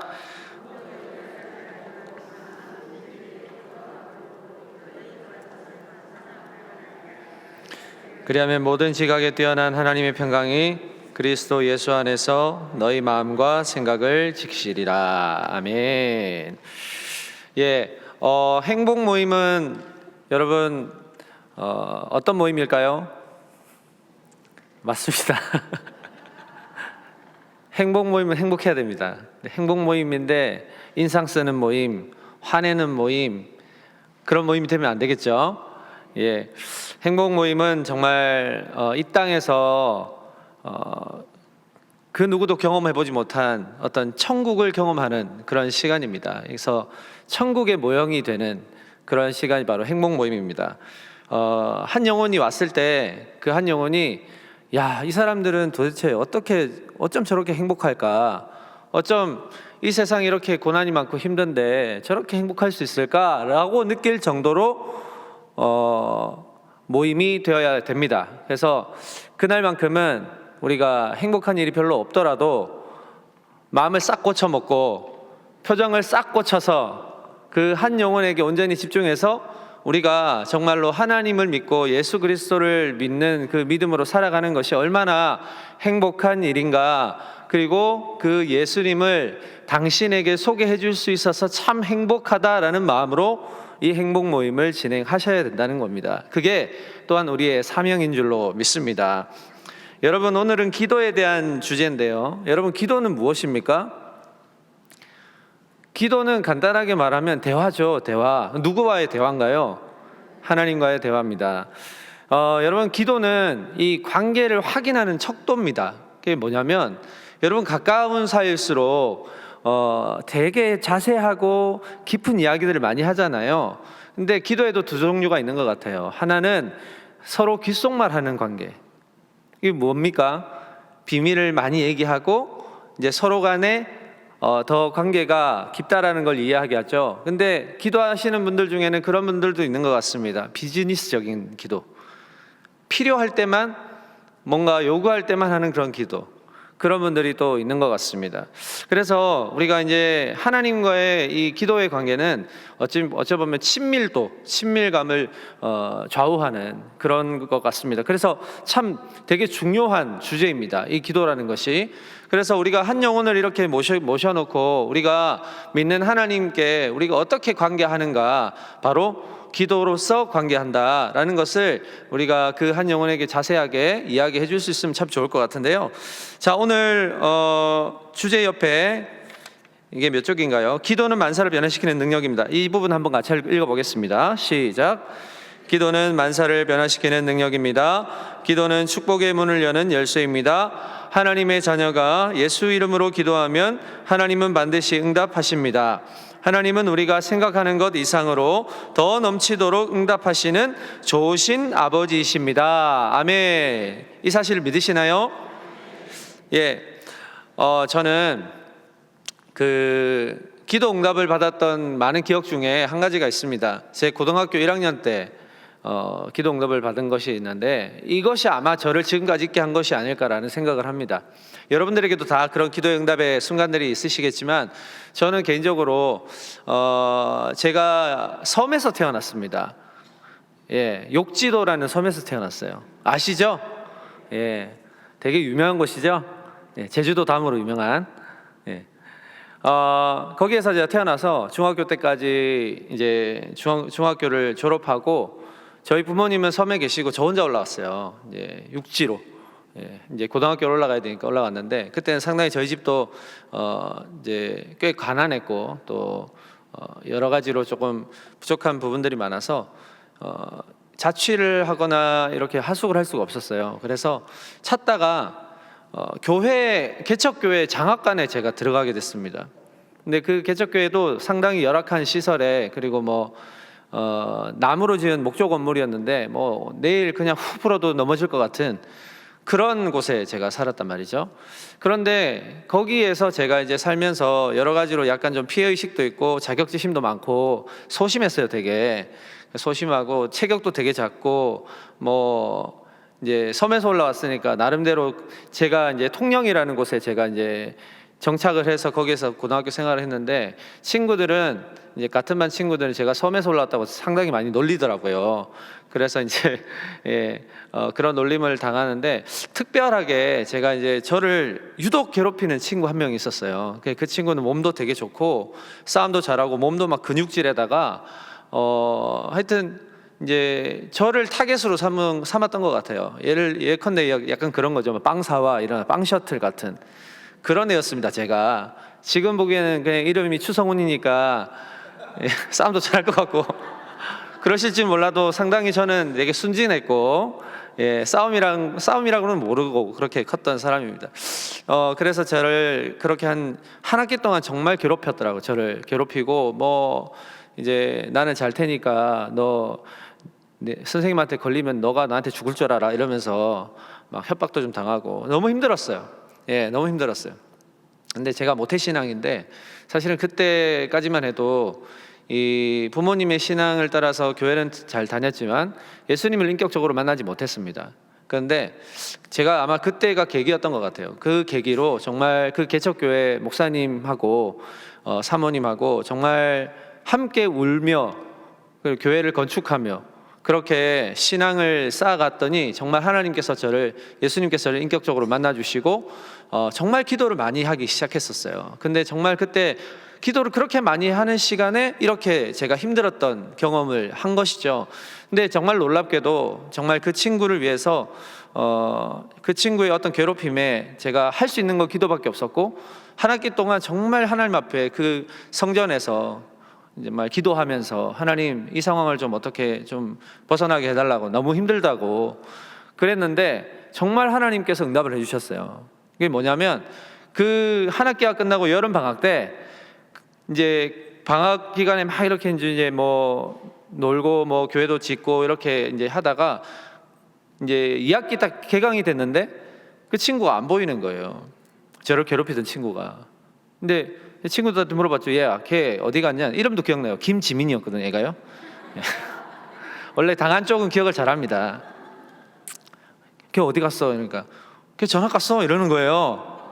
하나님이 제 기도를 들어주셨어요. 예, 이럴 땐 박수를 한번 쳐주시면 제가 되게 위로를 되거든요. 예, 그랬습니다. 정말 기도 많이 했습니다. 그때 하나님께서 피할 길을 이렇게 열어주시더라고요.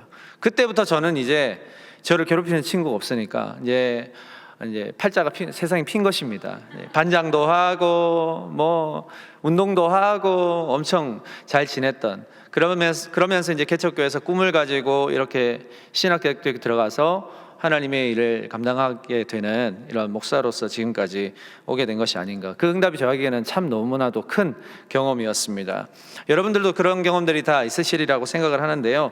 오늘 기도에 대해서 여러분들도 그런 각자의 간증들이나 제목들이 있으시면 행복 모임 때 한 번씩 나눌 수 있으면 그 한 영혼이 정말로 이렇게 하나님이란 분이 이렇게도 역사하시는구나. 참 나도 이런 경험을 해보고 싶다라고 하는 기대감이 생길 것 같습니다. 자, 넘겨보시면요, 56페이지에 자, 우리 1번부터 한번 쭉쭉 한번 가보겠습니다. 저에게 주어진 시간이 30분인데 벌써 10분을 썼습니다. 1번 같이 읽어보겠습니다. 시작. 사람들은 우상이나 피조물을 섬기며 거기에 절하고 기도합니다. 많은 사람들은 우상이나 피조물을 섬기며 거기에 절하고 기도하죠. 하나님께서는 온 우주 만물을 창조하셨는데 하나님이 지으신 피조물에 사람들이 경배하고 있습니다. 자, 그러면 그 피조물들, 우상들은 어떤 것입니까? 자, 방과로 1번 읽어보겠습니다. 시작. 그것은 썩어져 사라질 것들입니다. 이걸 꼭 기억하시면 좋겠습니다. 거기에 로마서 1장 21절에서 23절 우리 다 같이 한번 읽겠습니다. 시작. 하나님을 알되 하나님을 영화롭게도 아니하며 감사하게도 아니하고 오히려 그 생각이 허망하여지며 어두워졌나니 스스로 지혜 있다고 하나 어리석게 되어 썩어지지 아니하는 하나님의 영광을 썩어질 사람과 새와 짐승과 기어다니는 동물 모양의 우상으로 바꾸었느니라. 아멘. 하나님이 만드신 모든 것들은 사실 다 썩어져서 없어질 것들입니다. 그런데 여기에 생명이 있는 줄로 착각하고 거기에 절하고 거기에 예배를 드리고 경배하고 제사를 드리는 사람들이 많다는 말입니다. 그 모든 사람들이 우리 모두가 구원해야 할 한 영혼들인 겁니다. 방가로 2번 읽어보겠습니다. 시작. 우상을 섬기면 귀신이 역사합니다. 귀신이 역사합니다. 자, 마가복음 9장 17절에서 20절 읽어보겠습니다. 시작.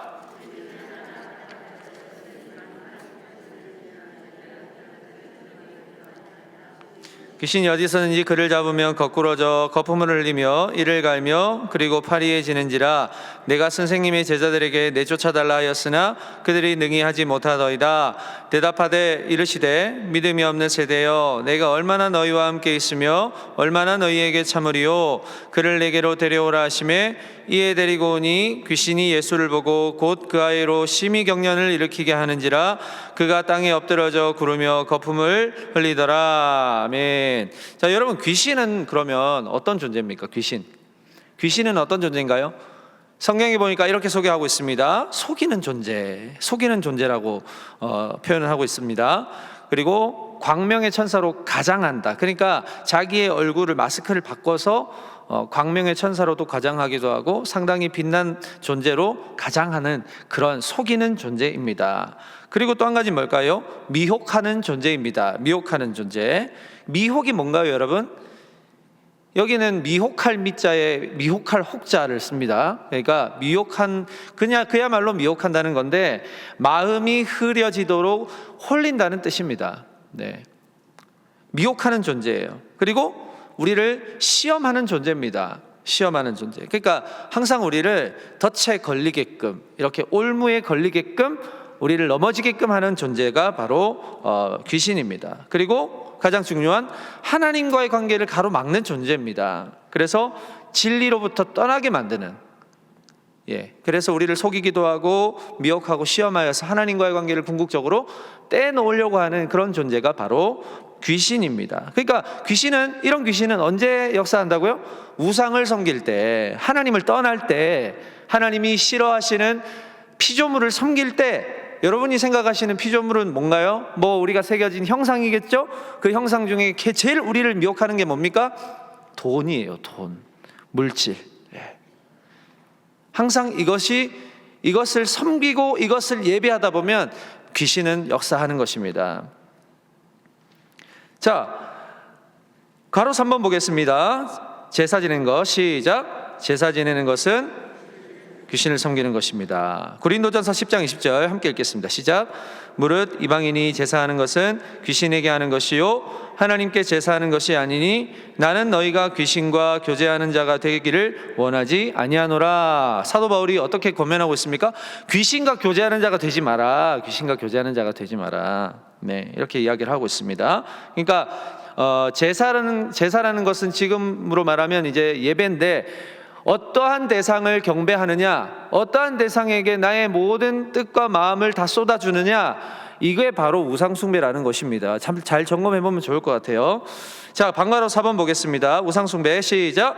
우상숭배를 하거나 귀신을 섬기면 인생이 어떻게 된다고요? 도둑질 당합니다. 도둑질 당합니다.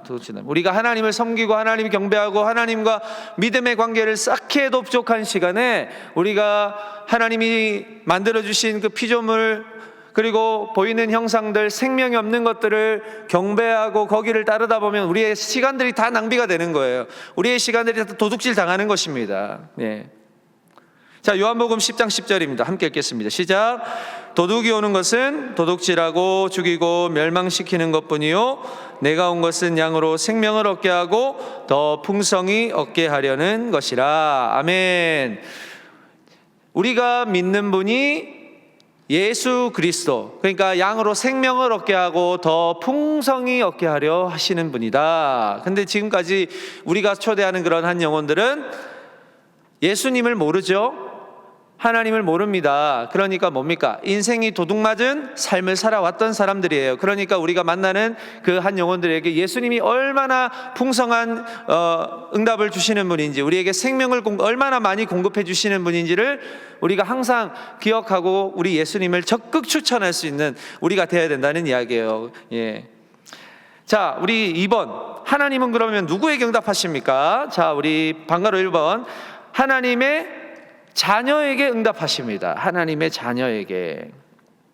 로마서 8장 16절 읽어볼까요? 시작.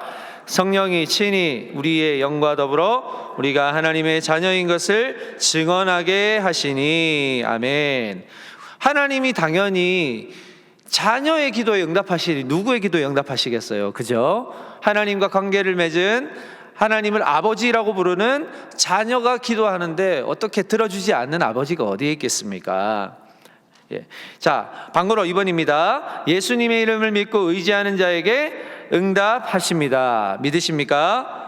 예.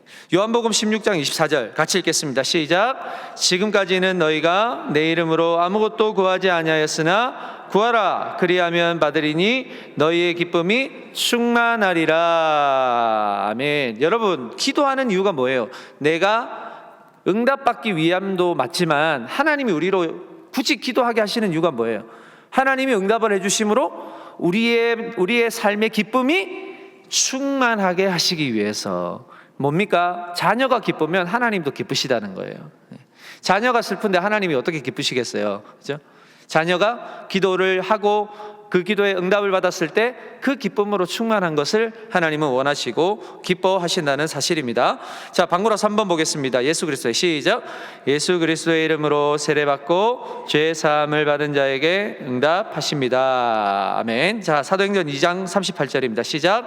주께서 생명의 길을 내게 보이셨으니 기쁨이 충만하게 하시리로다 하였으므로. 아멘. 여기도 똑같은 표현이 나옵니다. 기쁨이 충만하게 하시기에. 예. 하나님 우리의 기쁨을 그만큼 중요하게 보신다는 것입니다. 신앙생활 할 때 그만큼 우리의 기쁨이 중요하다라고 하는 것입니다. 여러분, 신앙이 기쁘지 않으면요 정말 열정이 생기지 않아요. 기도할 힘도 없어요. 근데 우리 하나님이 언제까지나 우리가 고난의 길을 가고 고통의 길을 가게 하시겠습니까? 그 고난을 뛰어넘는 영광이 준비되어 있기 때문에 우리가 이 걸음을 잘 걸어갈 수가 있는 겁니다. 그러나 중간중간에 하나님께서는 그렇게 야박하지 않으세요. 기도하는 것 응답해 주십니다.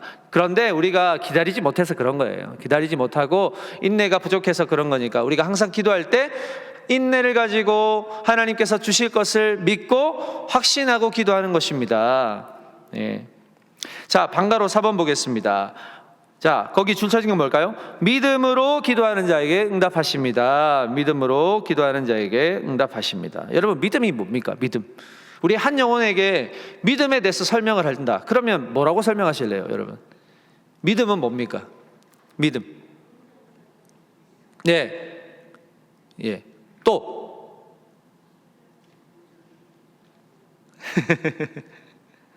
예. 저마다 다른 설명을 하실 수 있을 것 같아요. 근데 제가 생각하는 믿음은 이겁니다. 예수 그리스도의 이름으로 약속된 관계의 어떤 신실함. 네. 그리고 그 신실함을 가지신 예수님 하나님께서는 반드시 우리와 언약하신 그 약속을 지키신다. 그러니까 약속을 반드시 지키는 관계가 믿음인 거예요. 그러니까 우리가 하나님을 우리가 믿는다면 하나님은 우리에게 약속하신 바를 반드시 지키시는 분. 네, 지키시는 분. 거기에 기반되어서 우리가 기도할 때 하나님은 응답해 주신다는 사실입니다.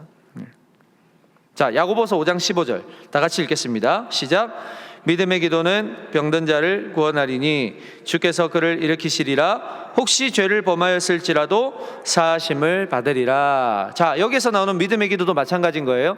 우리가 하나님을 믿습니다. 정말로 하나님을 믿습니다. 나를 위해 십자가에서 피 흘리시고 나의 죄를 구속하시고 그리고 다시 부활하신 독생자 예수 그리스도를 믿는 그 믿음 안에서 기반된 하나님과의 관계는 반드시 깨지지 않는다. 그 하나님께서 반드시 나의 이 믿음에 기반된 기도는 들어주신다라는 것입니다. 그래서 주님께서 병든 자도 그 믿음에 기반된 기도를 반드시 들어주시고 응답하신다. 죄를 범하였을지라도 사하심을 받는다. 이렇게 말씀하는 것입니다.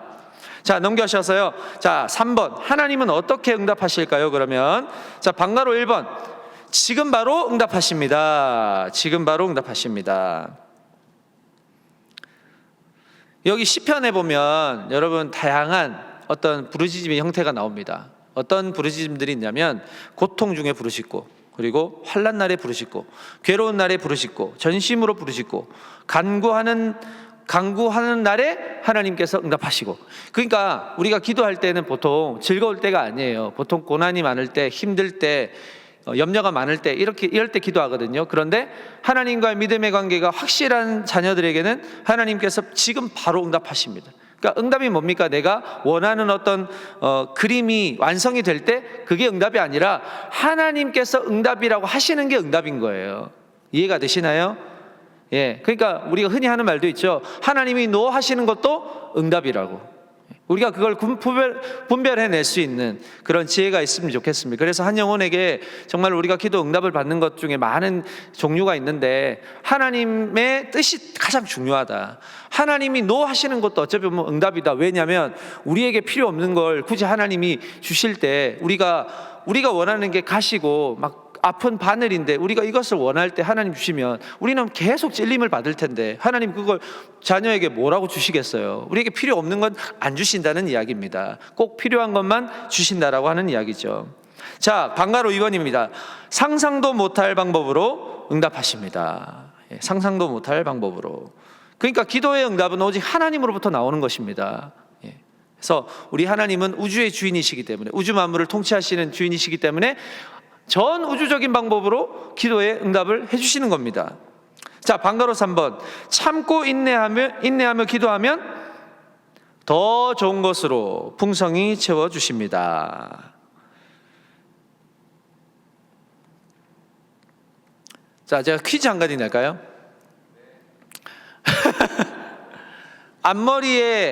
앞머리에는 숱이 많고요, 뒷머리는 대머리가 있습니다. 그리고 발에는 날개가 달렸습니다. 이게 뭘까요? 아, 잘하시네요.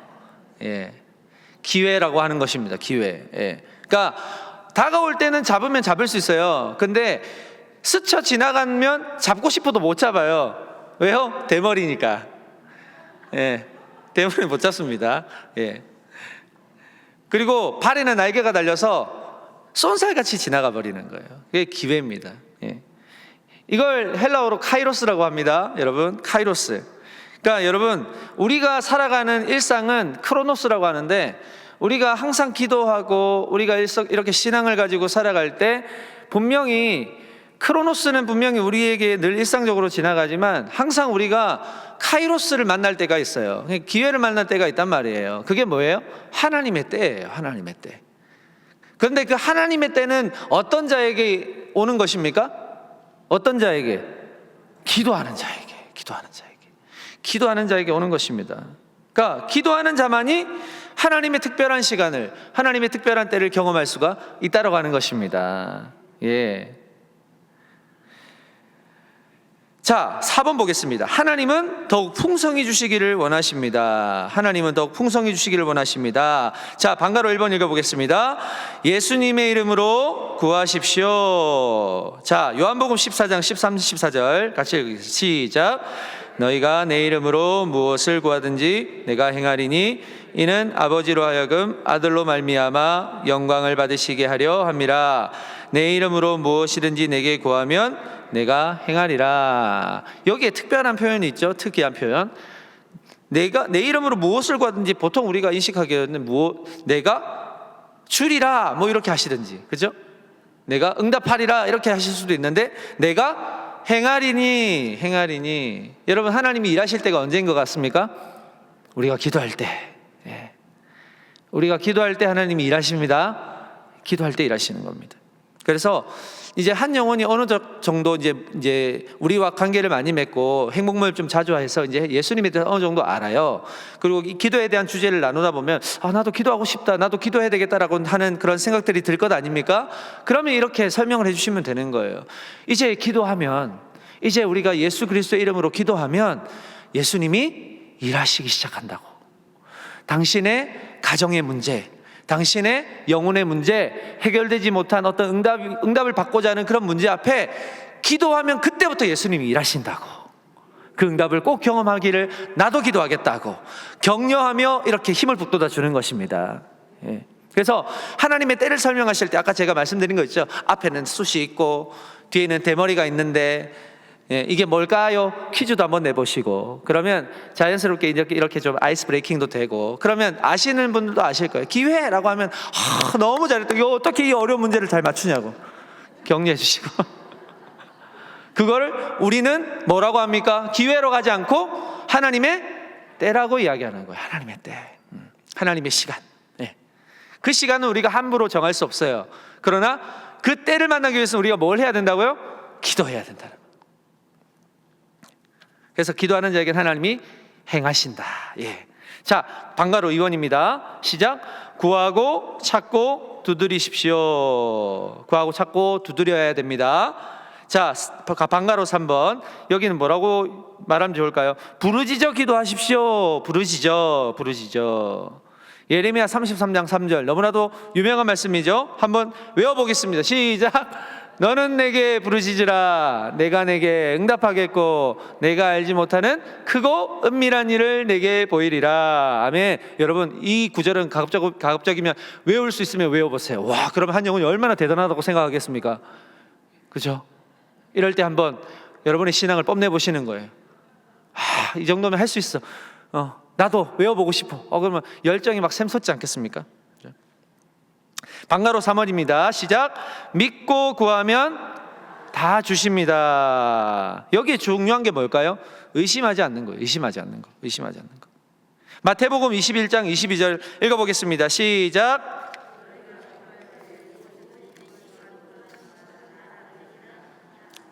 아멘. 무엇이든지 믿고 구하라.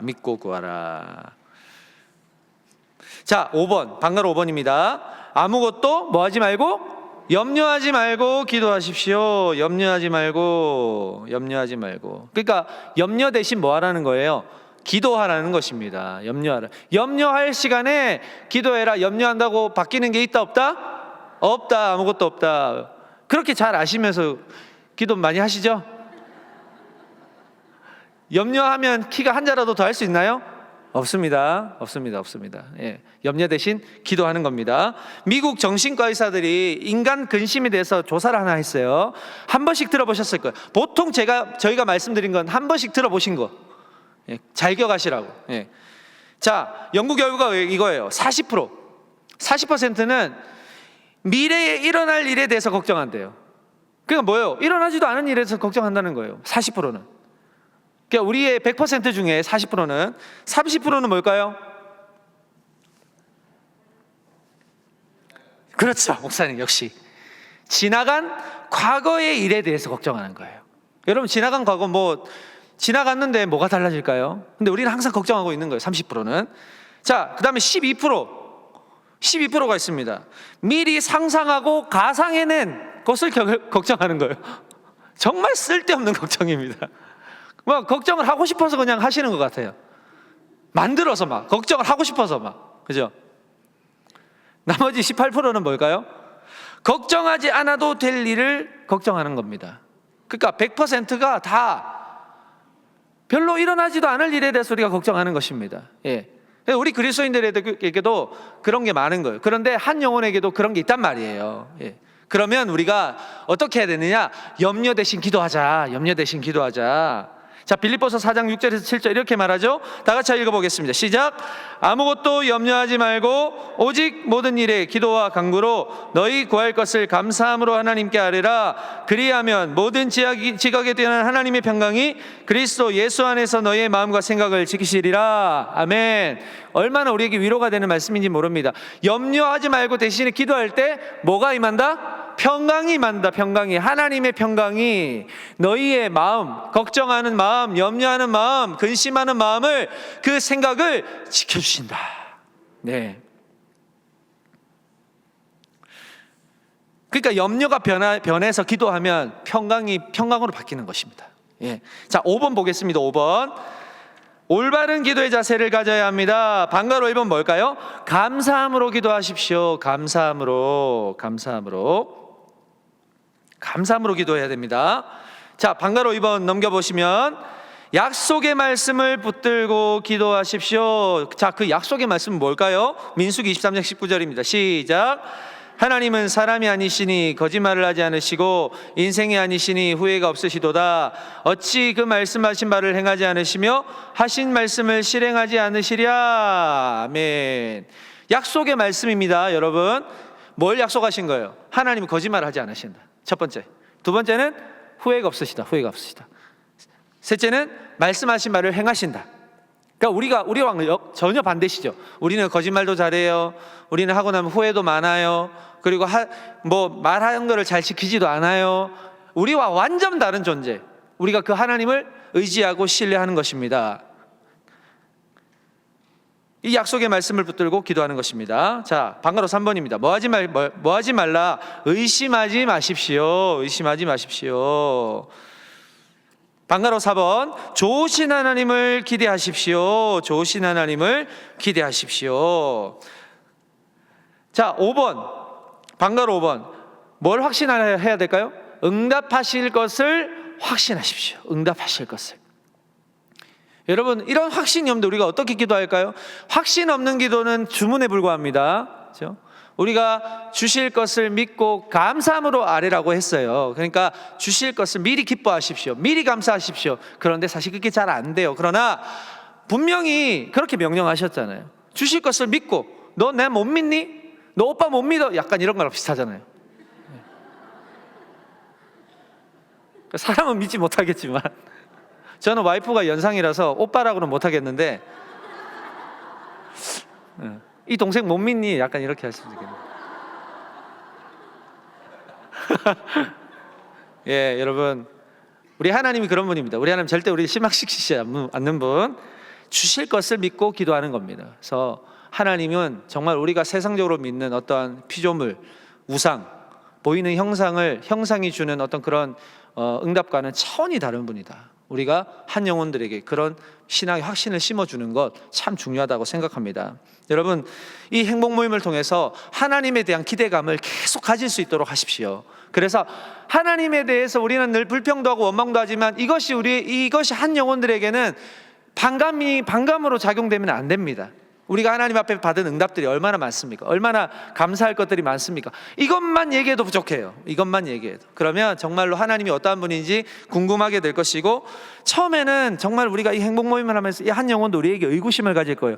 우리 뭐 별반 다를 바 없어 보이는데 뭐가 저렇게 기쁘고 좋을까? 그죠? 뭐가 저렇게 기쁘고 좋을까? 그런데 이렇게 조금씩 관계를 하다 보니까 뭔가 나와는 뭔가 다른 차이점이 하나 있다. 그게 뭐예요? 똑같은 고난, 똑같은 고통, 똑같은 좌절, 이 땅을 살아가면서 겪는 똑같은 상황 가운데서도 한 가지 다른 거, 소망이 있다. 소망이 있다. 바로 하나님에 대한 소망을 가지고 있구나. 하나님께 기도했을 때 이들 응답받으면서 사는구나. 이걸 경험하는 것입니다. 그래서 이 행복 모임을 통해서 정말로 여러분을 통해서 하나님이 보여지고 예수님의 모습이 보여질 수 있는 그런 기쁘고 즐거운 행복 모임이 되셔서 많은 영혼들을 살리는 여러분 되시기를 축복합니다. 감사합니다. 예, 한 목사님 나오셔서 광고해 주시겠습니다.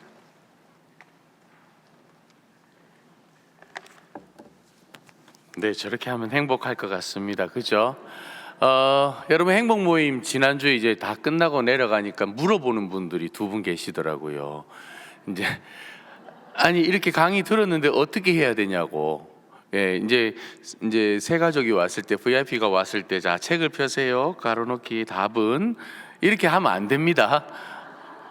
예, 지금 우리는 이렇게 답을 채우고 공부를 한 거지만 이제 행복 모임 VIP가 왔을 때는 이걸 어느 정도 암기는 해야 돼요.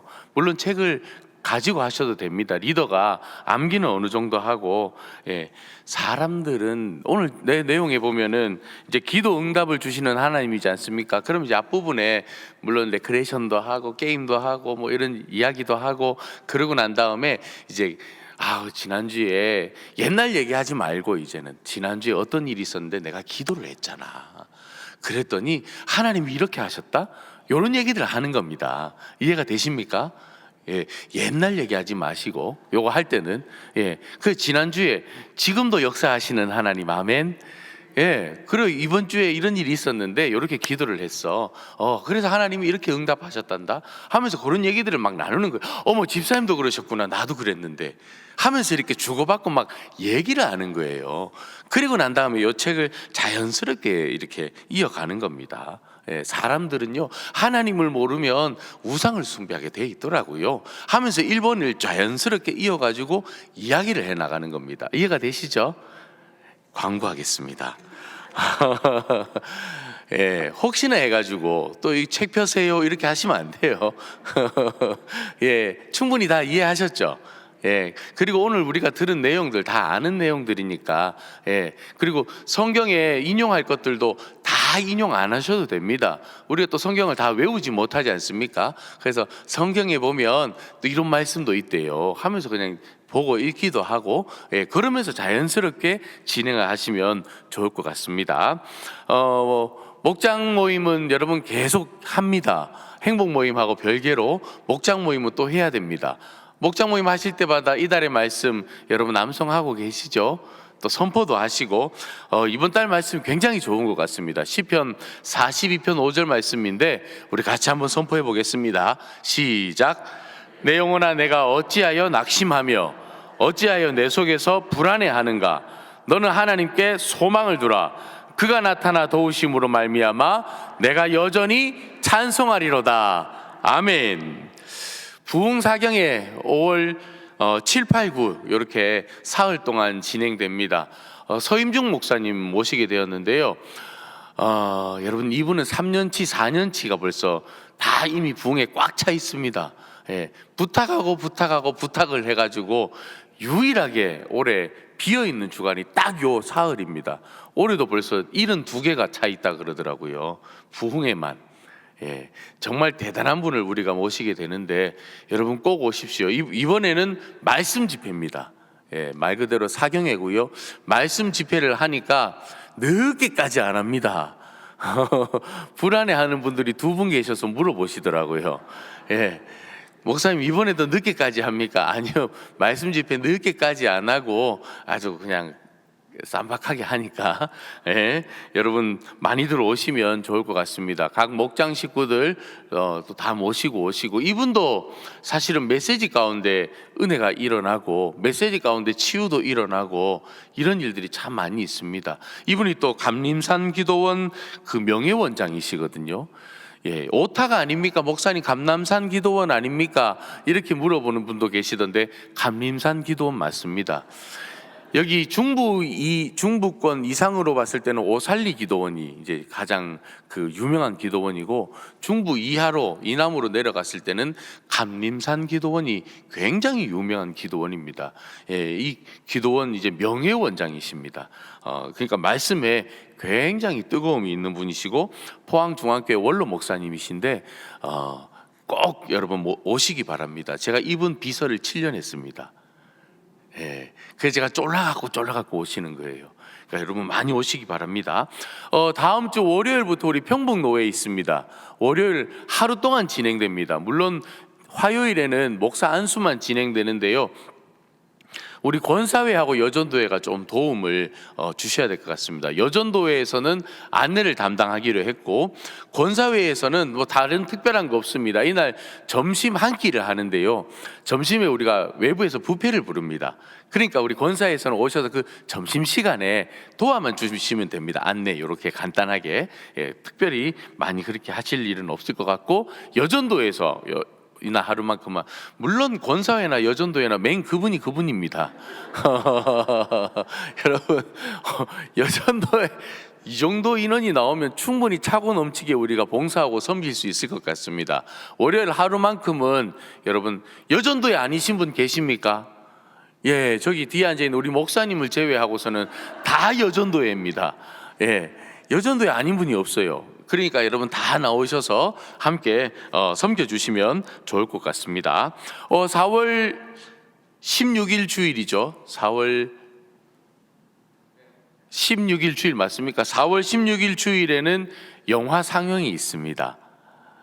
머슴 바울이라고 하는 우리 권영만 PD라고 굉장히 유명한 KBS PD가 있습니다. 이분이 4월 23일입니다. 예, 여기에 오타가 나 있네요. 4월 23일입니다. 그죠? 그래서 제가 이상해서 물어본 거예요. 4월 23일입니다. 주일 저녁에는 여기 다 나오셔서 영화를 봅니다. 이날에는 유튜브 안 나갑니다. 예, 온라인 안 합니다. 나가면 유튜브가 폭파됩니다. 예, 그래서 이날 다 나오셔서 머슴 바울이라는 영화를 상영하게 됩니다. 행복 모임을 다음 주부터 시작하려고 합니다. 4월 17일 다음 주 월요일부터 행복 모임이 시작됩니다. 예, 그러니까 여러분 꼭 기억하시고 행복 모임을 바로 열어갈 수 있도록 하겠습니다. 각 마을 목사님들께서는 행복 모임을 여는 장소, 시간, 요일 정해서 알려주시면 감사를 드리겠습니다. 그래서 이번 주일부터 주보 제일 뒷장에 행복 모임을 다 집어넣기로 했습니다. 행복 모임을 누가 하는지, 어디에서 하는지, 행복 모임 장소를 주보에다 실기로 했으니까요. 여러분 꼭 참고해 주시면 감사를 드리겠습니다. 행복 모임 교육은 다음 주 이 시간에도 계속 진행됩니다. 동안문화 콘테스트 있습니다. 주보 참조해 주시고요.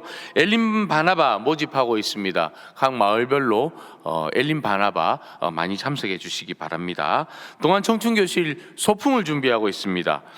역대급으로 지금 신청하고 있습니다. 예, 그래서 우리 많은 손길이 필요한 것 같습니다. 5월 4일 소풍 준비하고 있습니다. 한영원 전도대 오늘 12시 반에 모임하도록 하겠습니다. 60기 중보기도학교 1차 그룹기도회 진행됩니다. 다음 주 수요일에는요, 이 목장 지도자 모임 끝나고 12시 반에 1, 2 권사회 연합기도회가 있습니다. 비전 2실에서 진행되니까요, 많이 참여해 주시기 바랍니다. 예, 빨리 진행했습니다. 마을별로 모임 갖겠습니다. 수고하셨습니다.